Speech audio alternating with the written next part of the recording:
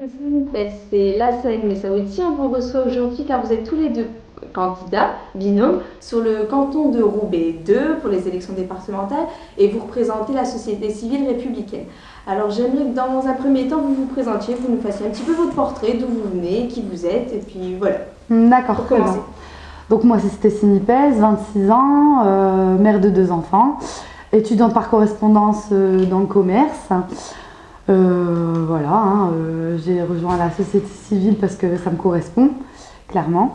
Et voilà, je vais laisser Lassane se présenter. Alors, Lassane Messaoudi, je suis natif de Roubaix, j'ai 52 ans, je suis père de 5 enfants, j'ai une fille de 26 ans et de 26 à 6 ans. Donc, j'ai toutes les générations dans ma famille. Je suis chef d'entreprise, j'ai créé mon entreprise en 1988 sur Roubaix et sur Waterloo. D'accord. Pourquoi tous les deux vous vous présentez aux élections départementales en tant que citoyen? Donc voilà, tout simplement parce que moi, pour ma part, la politique ne me parle pas, je ne votais pas, j'étais abstentionniste moi-même en fait, le comble. Donc voilà, aujourd'hui la SCR c'est un mouvement politique, on précise bien, c'est pas un parti en fait, on ne fait pas partie de grosses machines. Et donc voilà, je pense que ça répond suffisamment à votre question. Et pourquoi les départementales et pas une autre élection par exemple? Parce que tout simplement c'est un petit mouvement qui se crée, donc chaque chose en son temps, j'ai envie de répondre. D'accord. Et pour vous? Alors moi, par rapport à Stécie, j'ai un parcours politique. J'étais dans un parti politique longtemps. Et peu à peu, j'ai décrypté une déception qui est partagée par l'ensemble de nos concitoyens. Et j'ai fait plusieurs campagnes électorales pour plusieurs candidats, notamment sur Roubaix et sur Waterloo. Et je me suis rendu compte que dès lors que la personne est élue, localement, je ne parle pas d'un mandat national, elle est déconnectée avec la population et avec nos concitoyens. C'est pour ça que je m'engage avec la société civile républicaine qui répond plus aux aspirations de nos citoyens. D'ailleurs, je vais rebondir là-dessus, dans le sens où pour moi, c'est vraiment un peu de flûte par-ci, un petit peu de violon par-là, et résultat du compte, ça fait un vrai orchestre politique dans lequel nous, citoyens, on ne comprend pas forcément tout, et de là pourquoi aussi je me suis intégrée à la SCR. Quelles sont les grandes idées que vous souhaitez défendre pendant la campagne électorale, que vous présentez aux habitants que vous avez pu rencontrer, et puis aussi ce que vous voulez défendre si vous êtes élu au conseil départemental, puisqu'on dit conseil départemental maintenant? Donc ce qu'on voudrait défendre, c'est déjà notre programme, il a été fondé avec les citoyens lambda, donc c'est les problématiques de tout le monde. Faire passer en fait tout simplement les priorités prioritaires, chose qui n'est pas forcément fait en fait avec les autres partis. La preuve, on a toujours les mêmes programmes qui se présentent, malheureusement, donc il n'y a pas de changement en fait, il n'y a rien qui évolue et on a envie de faire évoluer les choses. Alors nous, notre programme, à l'instar de nos adversaires sur le canton 2, pour ma part, et je pense parce qu'il a été constitué par un consortium de citoyens qu'ils ont élaboré pendant des mois, c'est depuis le mois de novembre qu'on travaille, c'est pas du jour au lendemain, et il est apparu qu'on est décliné sur plusieurs compétences, parce qu'on a bien rappelé à nos concitoyens qui ne connaissent pas le mécanisme du conseil départemental, parce qu'on ne peut plus l'appeler conseil général, et donc nos priorités, ce serait des priorités, l'éducation, la jeunesse, le logement et l'handicap et les personnes âgées. Ce sont, je crois, des choses très importantes et depuis qu'on est rentré en campagne, ce sont des problématiques qui reviennent à chaque fois, bien entendu avec le logement, l'emploi. Bien difficile à expliquer à nos concitoyens que ce n'est pas forcément des compétences du département, mais le département peut apporter sa contribution. Quelles sont les propositions concrètes que vous allez faire aux Roubaisiens qui vont changer leur quotidien? Ou quels sont les domaines d'intervention du département qui vont changer le quotidien des Roubaisiens et sur lesquels vous voulez travailler? Vas-y.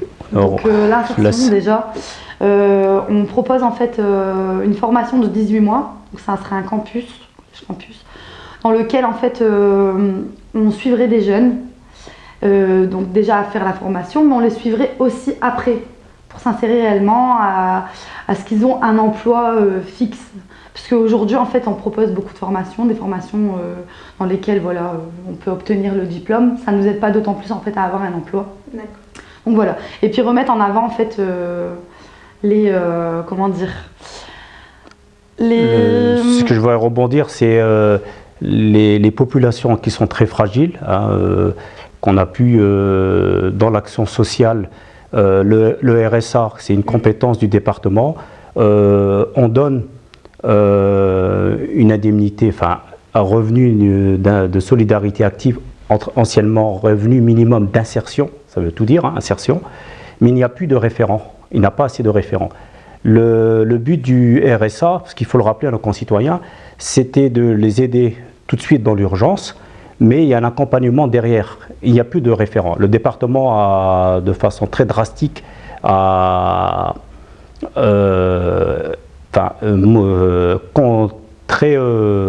drastique, diminué le nombre de postes de référents. Donc les personnes sont absorbées. Et la politique, je veux dire, du long cours du département depuis 20 ans, hein, parce qu'on a regardé 20 ans, on est dans une, je vais faire un peu de, on est dans une chimiothérapie sociale, on fait de la perfusion, mais on ne met pas la maladie sociale en rémission. C'est ça qui nous perturbe. Cécile, vous voulez ajouter quelque chose? Ouais, je vais ajouter quelque chose en fait, parce qu'on voulait aussi remettre en avant les emplois en fait, républicains, donc tout ce qui porte des uniformes. Aujourd'hui, en fait, le jeune, en général, il se fait pas forcément la bonne image en fait, du policier ou du gendarme, voilà. Donc là, ces formations-là, elles sont possibles et il faut qu'ils apprennent, qu'ils réapprennent du moins à faire confiance et à se dire qu'ils sont capables en fait tout simplement de pouvoir eux-mêmes travailler dans ce genre de domaine. Donc voilà. Pour, aussi, pour rebondir aussi sur l'éducation, les collèges sont de la compétence du département, la gestion. Hein, moi, je vous parle parce que j'ai 14 ans, j'ai milité au sein des associations de parents d'élèves, notamment dans les collèges. Je fais partie du conseil d'administration, conseil des disciplines, commission de vie scolaire, enfin, etc. Et je me suis rendu compte, et nos concitoyens le disent, le collège c'est un dépôt minute, on dépose nos enfants, il n'y a plus de lien. Alors que c'est un bâtiment qui appartient au département. L'éducation nationale n'est que locataire, hein, les proviseurs, les professeurs qui font cours, après ils s'en vont. Nous, on voudrait ouvrir les collèges, comme ça a été fait initialement, le lycée ouvert, mais nous, de façon plus innovante, qu'on crée des liens, des ponts avec les parents, parce que beaucoup de profs disent qu'il n'y a plus de parents dans les conseils quand ils remettent les bulletins. Il n'y a plus personne, il y a très peu de parents très investis. Pour recréer du lien, il faut qu'ouvrir d'abord les portes du collège, je pense. Voilà, c'est une mesure pragmatique, très vite à mettre en place. Également pour les assos ou pour les jeunes qui n'ont pas forcément de salle, il y a quand même les salles qui font partie des écoles en fait, qui sont également publiques en fait, hein, donc qu'on pourrait également ouvrir pour les jeunes danseurs ou autres en fait tout simplement, qui auraient envie justement d'une activité après les classes. D'accord. Où les parents pourraient également participer tout simplement. Ouais. Okay. Comment vous vous positionnez par rapport au fait que la nouvelle loi sur la décentralisation n'a pas encore été votée? Du coup, vos fonctions vont peut-être évoluer, changer, on va peut-être vous retirer des fonctions. Comment vous vous positionnez par rapport à ça voilà, en tant que candidat en campagne, comment vous répondez aux habitants sachant qu'il y a certaines de vos fonctions, on ne sait pas ce qu'elles vont devenir. C'est justement là le problème, en fait, c'est que personne ne sait en fait, en quoi ça consiste réellement. Donc vous répondre, ça serait un peu dire tout et n'importe quoi parce qu'il n'y a personne qui le sait. En revanche, la suppression des départements, ça pourrait être d'autant plus gênant en fait, pour le citoyen, hein, dans le sens où ça pourrait que les isoler d'autant plus qu'ils le sont déjà aujourd'hui. Mis à part ça, la position artistique pour ma part, c'est rien de plus. La position de la société civile républicaine, c'est que nous sommes contre ça parce que ça va faire une cassure encore. Ça va mettre à mal le concitoyen avec ses élus locaux. Déjà, des élus locaux, on n'arrive pas à obtenir des réponses, des rendez-vous, une cellule d'écoute. Parce qu'ils sont déjà absorbés, hein, je ne renie pas le travail des... Donc si on commence à encore mutualiser la région et le département, le citoyen ne va plus se retrouver. Et ça va générer d'autres problèmes comme l'abstention, enfin, etc. D'accord. On va parler un petit peu d'abstention aussi. Vous avez rencontré les habitants. On sait que là, ces élections départementales, c'est difficile de mobiliser les habitants, à Roubaix surtout. Vraiment, mais il y en a qui ne savent même pas, je me permets de te couper, il y en a qui ne savent même pas en fait que c'est à eux de voter. Et justement, on va encore battre des records d'abstention sûrement sur ces élections. Comment vous pensez qu'on peut résoudre le problème ou peut-être faire, enfin, pas forcément le faire disparaître, mais faire évoluer le problème nous, de manière positive? Moi, pour ma part, comme je disais, hein, j'étais abstentionniste dans le sens où il y avait personne qui correspondait à mes valeurs, en fait, tout simplement. Aujourd'hui, je pense que en allant vers eux, tout simplement, hein, et ne pas aller vers eux parce qu'il y a les élections, le fait qu'on travaille déjà avec eux depuis longtemps, ne serait-ce que par rapport au programme qu'on a fondé avec eux, ça ne peut que les aider à y croire de nouveau. Maintenant, j'espère que ce sera le cas, parce que voilà, on n'est jamais sûr, on peut être surpris, voilà, tout simplement. Mais c'est vrai que je pense qu'il y a du potentiel, puis on se doit de toute façon d'aller voter, bien que ce n'est pas obligatoire. C'est une façon de parler, c'est une façon de montrer qu'on existe et qu'on est là, et que si nous on veut évoluer les choses, ça sera avec le mouvement politique qui se crée là justement. Pour rebondir sur ce que dit Stécie, c'est que les partis politiques classiques eux-mêmes entretiennent et ont généré cette abstention. Les partis politiques ne sont plus en phase avec leur temps, plutôt des mouvements de citoyens. Et ça, je peux confirmer. Dans cette élection départementale, je ne peux pas vous dire le chiffre exact de candidats issus de mouvements politiques et maintenant de citoyens lambda, pas des gens qui sont déjà formatés dans des partis politiques ou qui ont fait un petit séjour dans un parti, mais ils ne se sont pas trouvés et ils ont plié bagage. Et là, peut-être on va résoudre le problème de l'abstention.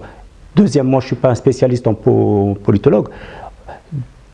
J'ai lu hier qu'il y avait, je crois, c'était un député ou Europe Écologie Les Verts qui demandait de légiférer pour obliger les gens à aller voter comme en Belgique. Ça donne des résultats, mais la Belgique c'est un royaume, nous on est une république. Donc c'est peut-être pas en phase avec nos habitudes républicaines, mais dès lors qu'on mettra du sens et on remettra le citoyen au centre des décisions, là on va éradiquer l'abstention. D'accord. Pour terminer, est-ce que vous souhaitez passer un message aux électeurs, rajouter quelque chose sur votre campagne? Voilà, pour terminer, une phrase de conclusion. Pour ces élections, nous on s'engage, société civile républicaine, ensemble, avec le charte des candidats. À l'instar il n'y a personne, aucun candidat qui l'a fait, nous on l'a fait, on a osé le faire. Et nous avons décidé de façon très symbolique mais très forte, si les électeurs nous font confiance, nous verserons notre dernière indemnité à un fonds de solidarité pour citoyens. Voilà. Il faut aussi préciser dans la charte en fait que son emploi, par exemple l'Arsène, il l'arrêtera en fait pour être entièrement dans ses mandats et non pas avoir un métier à côté qui ne nous permette pas en fait de le faire, parce que malheureusement dans les partis maintenant qui se présentent, c'est beaucoup ça. Enfin, ceux qui sont face à nous sont infirmiers, sont déjà adjoints au maire. On ne peut pas en fait tout simplement être partout, c'est pas possible. Donc ne serait-ce déjà par rapport à ça, ils peuvent nous faire confiance. On est des citoyens avant d'être candidats. Bien précisé, j'insiste bien qu'on a un mouvement. Et ils ont tout à gagner avec nous et rien à perdre. Merci beaucoup. Merci à vous.